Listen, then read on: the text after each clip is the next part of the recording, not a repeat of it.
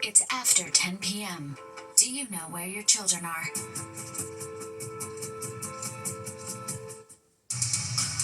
Right now on the 10 o'clock news. I want to help troubled youth. I want to show them thou shalt not steal, thou shalt not cheat, thou shalt not lie, because thou shalt end up in prison if you do so. Disgraced Long Island Congressman George Santos promising he's a changed man after President Trump commuted his 7-year sentence.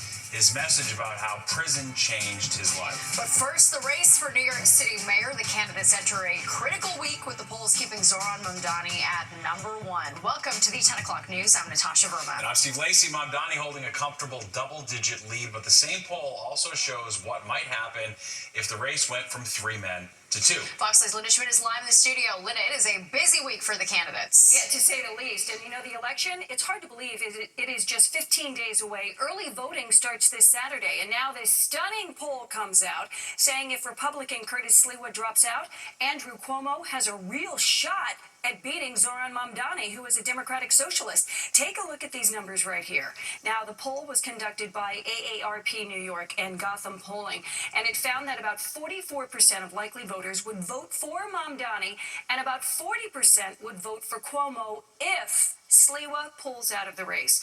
Now, because the poll has a margin of error of 4 points, this basically means the poll is saying the race would become a dead heat.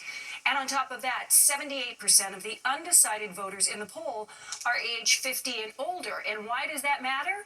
Well, people in that age group have historically been the most reliable voting bloc, meaning they show up and they vote on election day, which experts say might work in Cuomo's favor. All of the candidates were out campaigning today, Cuomo calling Sliwa a spoiler. And Sliwa saying emphatically, once again, as he has many times, he is not dropping out. Well, earlier tonight, I spoke with 2 political experts about the poll. It's a stunner. However, it's dealing with a hypothetical, and it's always dangerous territory if you're looking for the predictability of a result to ask something about something that hasn't happened yet.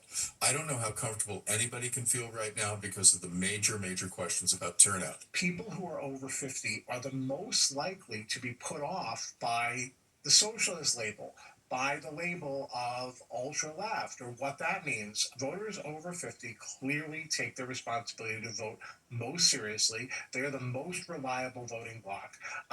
They are the ones who are going to come out either way in an election. All right, and the poll also shows that if Sliwa does not drop out, Mamdani has a commanding lead with 43% of the vote, Cuomo with 29%, and Sliwa with 19%. And that final mayoral debate, just 2 days from today, Wednesday night. Steve and Natasha, back over to you. Very well. All right. Thanks, Linda. New surveillance video tonight of a box truck slamming into a parked van in Midtown. It happened around 4 o'clock this afternoon on 8th Ave and 30th Street. You can see the truck hit the van, then bounce off before finally coming to a stop. The van gets pushed onto the sidewalk, hitting people on foot. 8 people in total, including the driver of the box truck, were hospitalized. One of the pedestrians is in critical condition. Authorities say they are investigating, but as of now, no charges are expected to be filed. And new tonight, opening statements in the trial of the man accused of driving into a crowd of people on the Lower East Side on July 4th last year. 4 people were killed, 7 others injured. Daniel Hayden is charged with murder for driving while intoxicated. His blood alcohol level allegedly twice the legal limit. Prosecutors say after Hayden drove through the crowd, he would have kept going, but there were 4 people pinned under his truck. Friends and family of the victims say he shattered their lives. I don't know. I don't have words to say it right now. I'm in shock. Not to come back tomorrow again.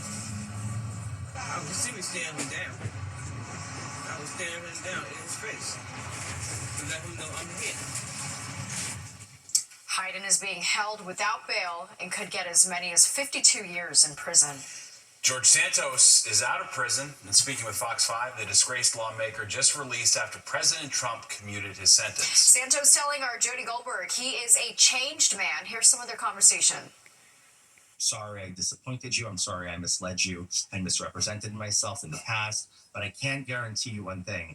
I will work very hard to earn your trust and to prove myself a redeemed and changed man. What does Santos 2.0 look like? I don't know, but I know that it has purpose, and I want literally to reform the prison system. I want to help troubled youth. I want to show them, thou shalt not steal, thou shalt not cheat, thou shalt not lie, because thou shalt end up in prison if you do so. And I think it's great to help these kids as a person who's lived all these as facts. I've stolen, I've cheated, I've lied, and I've gone to prison because of that. And I think it's very good to speak to youth so that they understand that that is not the path to walk on, and that it's important to use this newfound liberty. I can't change the beginning of my life, Jody, but I can definitely now change the ending of the book of my life. And you can watch Jody's full interview with George Santos on the Fox 5 YouTube page. A New Jersey woman will have to undergo rabies treatment after she and her dog were attacked by a coyote. The Woodcliff Lake resident was bitten in the arm, leg, and back this afternoon while in her backyard with her dog. Officers searched the nearby woods but did not find the animal. They say it is an unusually large coyote.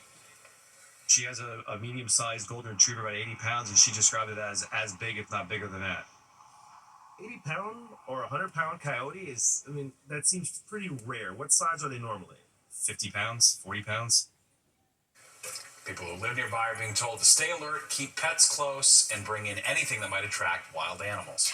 A newborn is safe and sound tonight after being abandoned at a Penn Station subway platform. Police found her during the morning rush and say she still had her umbilical cord attached. Officials say she appeared alert and conscious. Police are now trying to find out who abandoned the baby.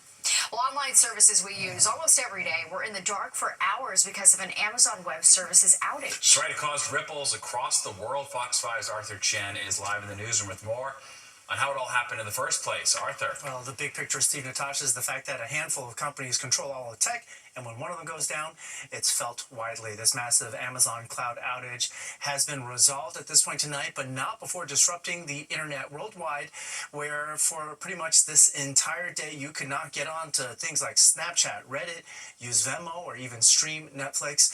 Amazon's cloud computing service, or AWS, suffered the outage around 3 a.m. in the morning, which immediately took out thousands of social media and financial platforms, streaming, and online services. A huge number of businesses worldwide now depend on AWS, which provides behind-the-scenes cloud infrastructure to organizations large and small, including governments and universities.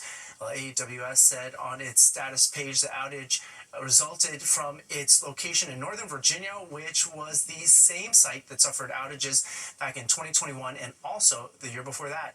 While the company said earlier today that the technical error was taken care of and that things were improving, hours after that, it actually got worse, with more than 9,500 clients or users out, according to the outage tracking site Down Detector.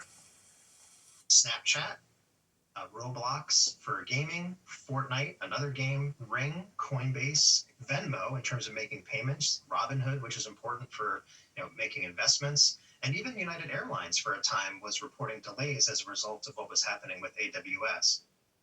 Now, this was the largest internet disruption since CrowdStrike's fiasco last summer. While cybersecurity experts tell Fox 5 it does not appear to be the work of a hacker, they also say it is very important to figure out exactly what went wrong here today to prevent it from happening again in the future. But the good news tonight is that Amazon says everything is back to normal. Steve, Natasha. Very well. All right. Thanks, Arthur. Vice President J.D. Vance expected to land in Israel tomorrow as the Trump administration works to advance the Gaza ceasefire deal to its next phase. It comes as deadly violence threatens the truce between Israel and Hamas. Israel says it struck dozens of Hamas targets in response to attacks on its troops in Rafah over the weekend. But there were positive signs today, with Hamas turning over the remains of a hostage and Israel allowing more aid into Gaza. Well, a concerning new report shows just how many students in New York City are dealing with homelessness. All right, white advocates say it is detrimental to both kids and their education. And the hunt for Louvre treasures. New video appears to show the theft caught on camera. Why experts say it's a race against time to find the suspects. And game day jitters, not just for athletes, though. Being a New York sports fan may be bad for your mental well-being. Plus, Nick is here with the forecast. Hey, Nick. Hello there. Our forecast is okay. We got that little storm that got us early in the day. That kind of moved along and brought wind in the wake of it.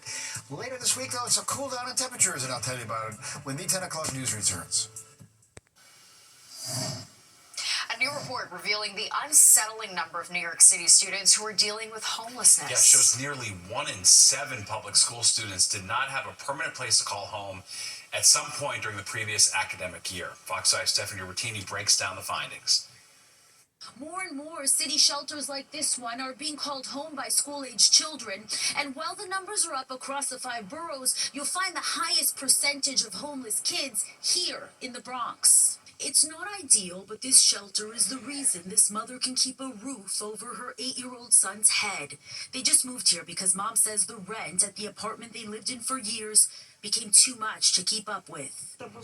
He started crying because he said, "Mommy, I want to go home." And I said, "We have to stay here because we don't have anywhere to stay." So he was a little sad, she says. According to a recent report analyzing state and local data released by Advocates for Children of New York, more than 154,000 New York City public school students experienced homelessness during the 2024-2025 school year, a record-breaking high with an uptick in homeless students across the 5 boroughs, according to the report. More than 17% in the Bronx, more than 16% in Manhattan, and more than 5% on Staten Island. Housing affordability is an issue. We also hear from families that they are fleeing domestic violence situations. We can't lose sight of the educational needs of students experiencing homelessness right now. Experts say homeless children typically are at risk of being chronically absent from school, which impacts them academically. It does often have a devastating impact on the children's educational development and emotional development. We reached out to New York City Public Schools. In a statement, a spokesperson said, "To support the whole child, we established many critical supports for students and families in temporary housing, including field-based teams, enrollment assistance, transportation services, access to counseling, immunization assistance, and academic support." This mom tells me she's a single parent and she works as a home attendant. Like any mother, she wants the very best for her son, and so right now she feels like she's falling short. It's a little frustrating because in reality one doesn't want to make this decision, but you have to make it to come to a place like this because life is very expensive and at times you don't have money to pay rent. Advocates are calling for change, and with the election not too far away, it will be up to a new mayor and the incoming administration to address the social economic issues creating the homelessness that's impacting the youngest of our population. In the Bronx, I'm Stephanie Bertini, Fox 5 News.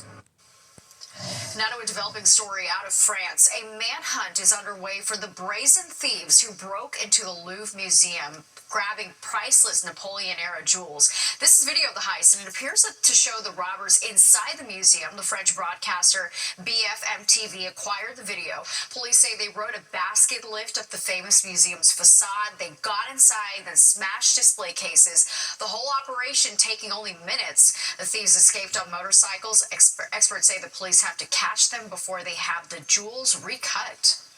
Once they're been cut into smaller jewels, the deed is done. It's over.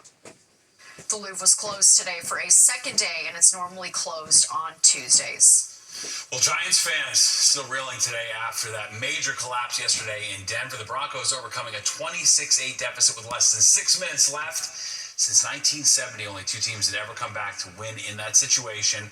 The Giants looked on track to win back-to-back games, instead falling to 2-5 on the season. And next up for the Giants, a tough matchup with the Eagles this Sunday in Philadelphia. Well, being a sports fan, after stories like that, of course, not for the faint of heart, especially in New York City. Championship droughts, heartbreaks, and rivalries creating some pretty high-level stress. I'd say so. Fox 5's Jennifer Williams breaks it down and breaks down which fan base rides the biggest emotional roller coasters. It's a 3rd and 5. They come up the middle, heavy pressure on the intercepted. New York sports teams haven't done a whole lot of winning lately, but NYC is in first place when it comes to the most stressful city for fans. We went to a neighborhood spot, Bedford Falls, to get the pulse of the people. fiasco with the Giants was particularly stressful. Yankees got knocked out of the playoffs. It's not stress anymore. They're just terrible. I'm a Mets fan when it comes to baseball, so this was kind of a crushing season. In a recent study by Frontier Research, each major league team, NFL, NBA, NHL, MLB, and MLS, were scored across 8 stress-related categories. From close losses to major upsets, to championship droughts and heartbreak, the results were calculated, and New York scored a 91.2 out of 100. What do you think is the most stressful part of all of it? Just knowing they haven't won in a long time. You see Boston's been winning, Kansas City's on top. It gets to you because it's a serious investment. The Knicks opened their season Wednesday at the Garden against the Cavaliers, so they're not even playing right now. Top the list as the city's most stress-inducing team, followed by the Nets, making basketball the toughest sport for New Yorkers to endure. The expectations are just high, and the performance has been pretty generally crappy. They've got a city who will get behind these teams no matter what. But it's hard. It's hard to be a long time New York sports fan. That score didn't include the WNBA, and Monday marked the 1-year anniversary of the Liberty's first championship in franchise history. And as we all know, the ladies fell very short of expectations this postseason. On the Upper East Side, Jennifer Williams, Fox 5 News. It's tough being a New York fan. Shouldn't be this hard. Shouldn't. Well, weather conditions are getting better with gusty winds dying down. All right, Nick's tracking the weather. He's the next with the forecast. Plus, here's a look at who I'm sitting down with on my podcast this week. Aliens, UFOs. Ever wondered what's really out there? Well, tomorrow at 1 o'clock, I am sitting down live with world-renowned astrophysicist Neil deGrasse Tyson. We're talking black holes, alien life, and his brand new book, Just Visiting This Planet. So if you have any burning space questions, join the live chat tomorrow at 1 o'clock on the Fox 5 YouTube page.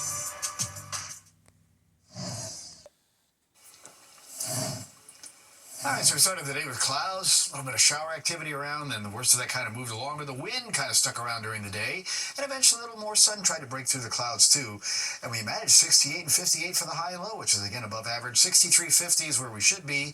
We'll be still a little closer to that tomorrow, but I think another above average day coming our way. 80 and 31 in the record. Sunrise 7:13 down at 6:08 now. 56 up, so that's our new low temperature for the day. The wind variable noted, but it's mostly a westerly wind, and it's still a bit breezy. Humidity 55%, and the pressure continues to rise at 29.93. But temperatures are dropping. We're now 46, Monticello to Scranton at 49, Allentown 47. Then it's mid-50s, just about everywhere else where we go here. Even still 57 at Islip up towards Bridgeport. Even the wind westerly, again, 10 to 15 miles per hour. Still seeing some of those gusts getting up to about 20-25, like at Midtown up towards about Bridgeport, and there'll be a little veering wind to the west-southwest as time goes along tonight and into tomorrow to make it another mild day. 70 for Newark, otherwise just about everybody else looking here into the upper 60s for highs. Hartford down to Bridgeport and Belmar back to Trenton, and 60s taking us to Boston and Albany, but now 50s when you went westward, Syracuse to Buffalo down to State College, and then 60s appearing for Philadelphia to Washington, D.C. down to Richmond, Virginia. Little sliver of 50s down to Pittsburgh, but then we pick up the low to middle 60s. Cleveland, Detroit, back towards Chicago, and we'll see again temperatures tomorrow being a bit above on the average side. We'll take that for sure, because it's going to get cooler later this week. All right, there's satellite view, and again, little storm system is moving off to the north here. You can kind of see it spinning right about near the Burlington area up to about Montreal. So that's moving along. This will be our break for tomorrow, and then we have this shower activity, which is in the middle part of the country. You can see it kind of causing showers now approaching Milwaukee down towards Chicago. That's with a cold front, and that will make our move towards us as we get into the early morning hours of Wednesday. So until then, it'll be dry, and you'll see that here in our futurecast as overnight the sky should start to clear out, and we'll have sunshine back in the picture for tomorrow. With the warm front sliding up, that will move the wind more to a southwesterly direction, giving us another fairly mild day. Now, showers will start to appear into the evening time frame west to east, and then more will occur overnight and first the part of Wednesday. Then that front moves along, we'll get some return of sunshine, but notice the streaks in the clouds here indicating the wind's going to get gusty, and while we'll still be on the milder side for Wednesday, much cooler weather comes in later this week. 50s will bottom out in the city in the morning, 40s for most suburbs. Again, still a bit breezy with a westerly wind becoming more southwesterly as it will be tomorrow. Sunny, 68 tomorrow. Enjoy. Somebody's going to hit 70 in parts of New Jersey. Showers overnight, and then they'll be out of here first thing Wednesday, returning to some sun, but a gusty wind, 66. Windy only about 60 Thursday. Still breezy, but beautiful Friday. And your weekend is dry, but it's cool. Upper 50s during the day and mid-40s at night. More of the 10 o'clock news. We come right back. Without the work. All right, some lucky kids getting a jump start on Halloween today thanks to the Mets. It was the Kids Club trick-or-treating event. Kids get to dress up in their favorite costumes and meet some very special characters, including a surprise visit from Grimace. Love to see that. Yep. All right, that does it for us tonight. If you missed any part of the 10 o'clock news, you can always catch an encore on our free streaming app, Fox Local. Where you can stream our newscast anytime. Have a great night. We'll see you tomorrow.